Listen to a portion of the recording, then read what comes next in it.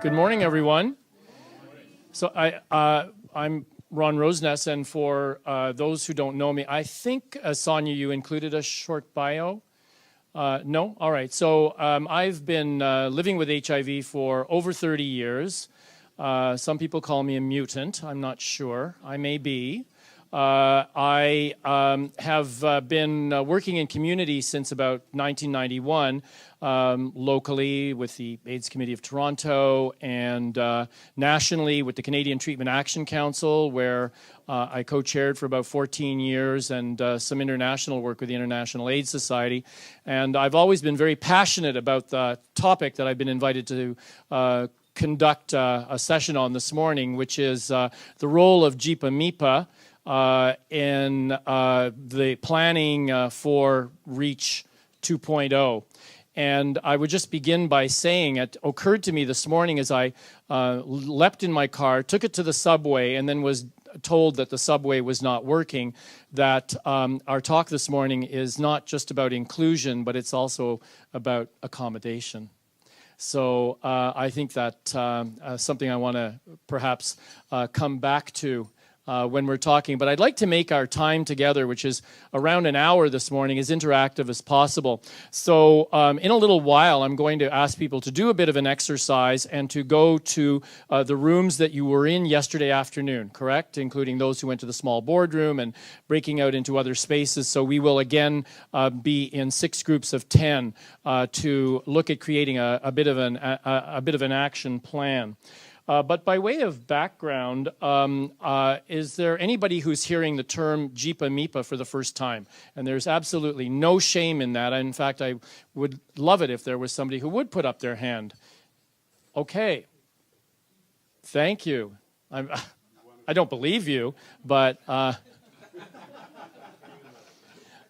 this is an acronym that has a long history, and I think that history that we want to examine together this morning as part of the background is really fundamental to the history of what we know today as the HIV/AIDS movement and where it began. So I want to go back just by way of background a little bit into history and to examine some very important moments that came about as people with HIV back in the dark early days of the epidemic in the early 1980s really were forced by circumstance, particularly gay men in North America and in Europe, in the Western countries, who were facing this new illness, this new infection, were forced to, in many ways, take matters into their own hands.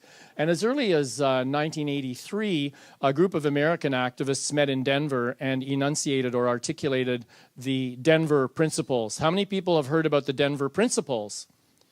Anybody hazard a guess as to what they said back in those days? Yes, David. Not use the word victim. What else? What else were the sort of prime examples of participation?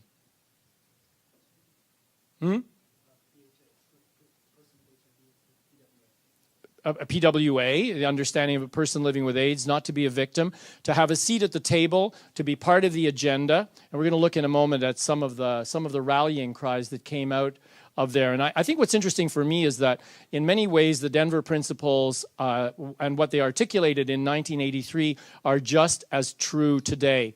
Perhaps with the exception that the Denver Principles said that we had the right to live and die as we chose. And I think we are thinking more today about the living part, fortunately, rather than the dying part. In 1994, together with UNAIDS and the Paris Declaration, the acronym was really created. And since then, we talk about JIPA as the greater involvement of people living with HIV and AIDS. We also talk about it as MIPA. What does the M stand for? Meaningful. And Jackie reminded me last night that we should also be talking about another possible acronym, which is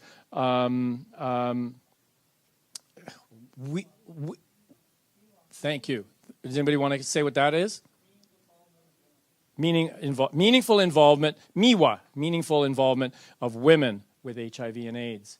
In my own language, I'm tending increasingly to suppress the use of the word AIDS and to increasingly use HIV and talk about the spectrum of HIV disease.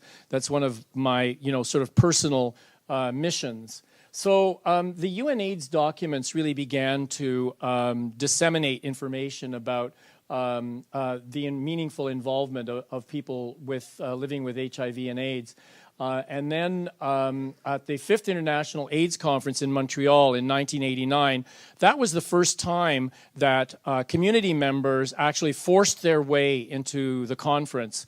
And we still have, among our great activists living in Toronto, Tim McCaskill, who was one of the leaders at the time of bringing people into that conference and saying, you will not have this conference without our participation. But if we think back over time, it wasn't until 1989 that we were even invited to participate in the international AIDS conferences. And since Vancouver in 1996, I have had a role at most of the AIDS conferences as a community activist liaison, and it's been my honor, if you will, to ensure the full participation of people living with HIV at the AIDS conferences, and I think we've really managed over time to take our seat at the table. But the early days, I think, were also superseded by a period when we noted that often in our AIDS service organizations there was a tendency towards professionalization, and it often meant the exclusion of people living with HIV. So we have waxed and we have waned in terms of our influence. And certainly Charles Roy, who was the executive director of the AIDS Committee of Toronto in the mid-late 1990s, and for whom I served as chair of the board at the time, was completing a PhD at Columbia, and wrote as his thesis a book called Living and Serving, where he really began to take a look at the role of PHAs in organizations. And I think it was at the time an attempt to really counter the notion that we were in a period where involvement was waning, as we increasingly asked those people who were trained in psychological counseling or other aspects of administration to be accredited and to have degrees, and often that was not possible for people living with HIV. That book has been updated in the year 2000. I've said on the slide, I just wanted to mention a couple of personal examples because it's been near and dear to me for a very long time. And in my time at CTAC, I think we were notable, and the organization is still noteworthy for the fact that all of the board members of the organization were living with HIV. In the time that I was there, the co-chairs were also the de facto executive directors of the organization. So we could truly say that the Canadian Treatment Action Council was run by and for people living with HIV. And we were often cited as a model of good JIPA-MIPA practice in terms of the way we constituted ourselves and how we ran and operated the organization. In the subsequent years, I've been invited to sit on a number of advisory committees, always as a person living with HIV, including OACHA, the provincial advisory committee that advises the Minister of Health. I sit on the HIV advisory committee at CIHR, and here at the OHTN on the Research Priorities Advisory Committee, as well as on the Scientific Review Committee. And certainly over time, I have, over the years, and partly in an effort to save my life, because my infection dates back to a time when we didn't have medications and we were very busy in community advocating for our governments and for the pharmaceutical companies to pay attention to our needs and to this disease. that the time that I spent in those early years really trying to bring myself up to speed on the science has meant that over the years I've made it my mission to really try to follow the science. And one of the things I want us to be thinking about this morning in terms of JIPA MIPA is what we think of as meaningful involvement when it comes to the world of research.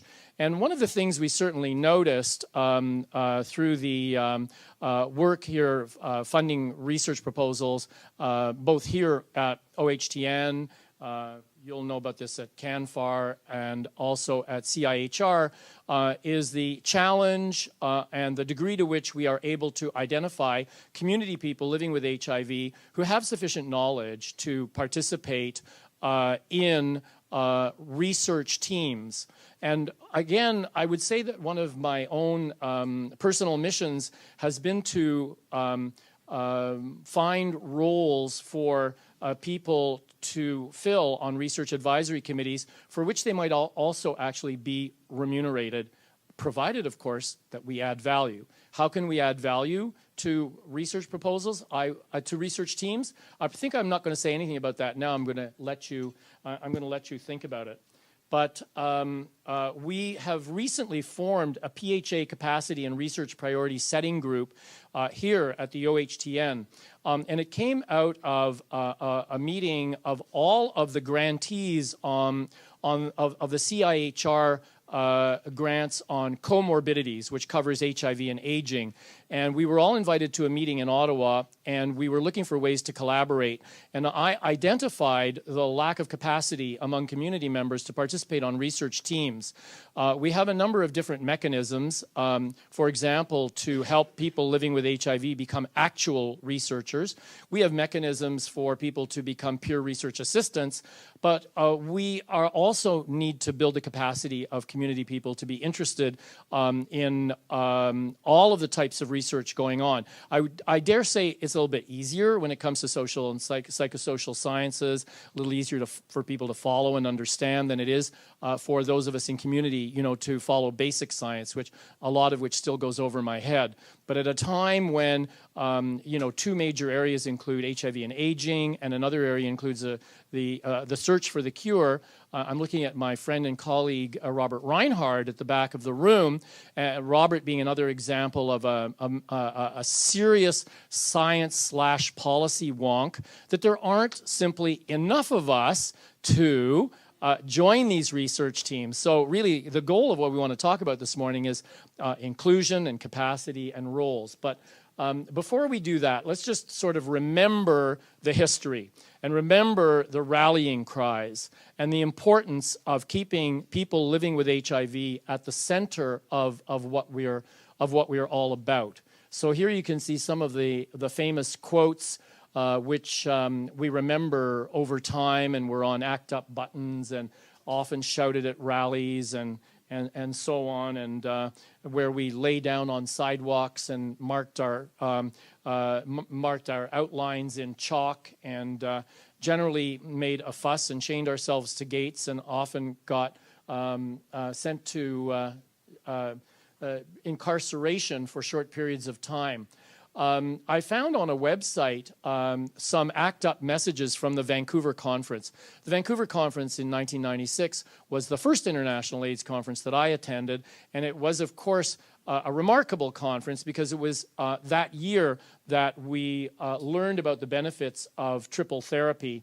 And I can remember at the time the tremendous excitement, which was kind of based on David Ho's modeling of the potential eradication of HIV over time. And I'm just going to pause for a moment and say what goes around comes around, because today, these many years later, we're back talking about eradication after a long time not.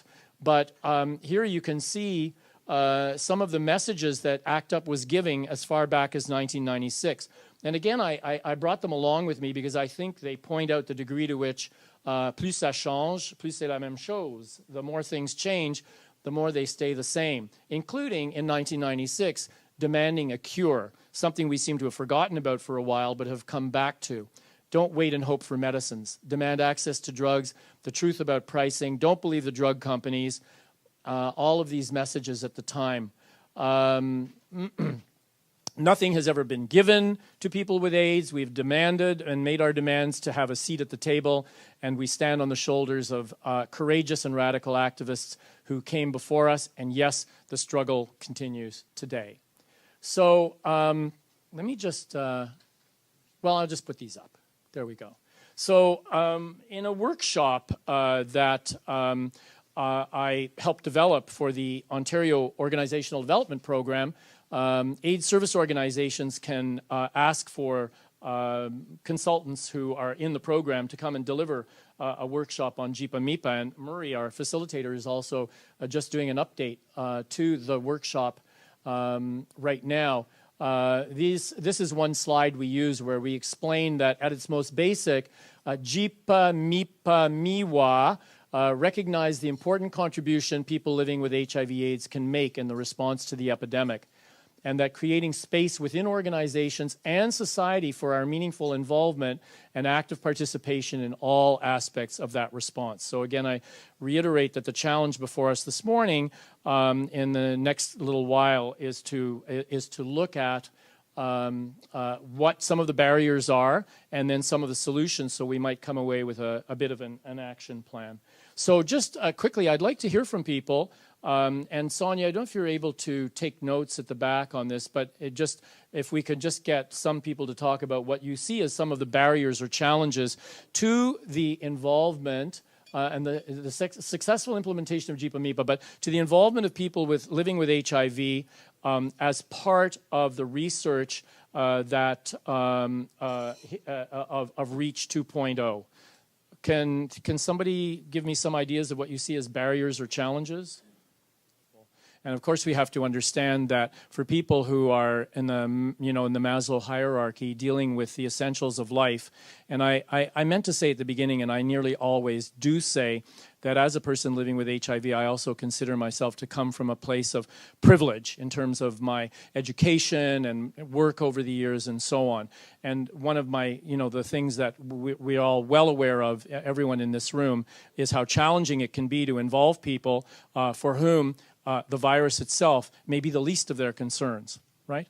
So I think you make a really important point there. And, what we want in terms of getting the lived experience of people is not just their virus, but also the lived experience of addiction, mental health, and so on. One of the things that I've increasingly insisted on is looking at remuneration for community members of research teams.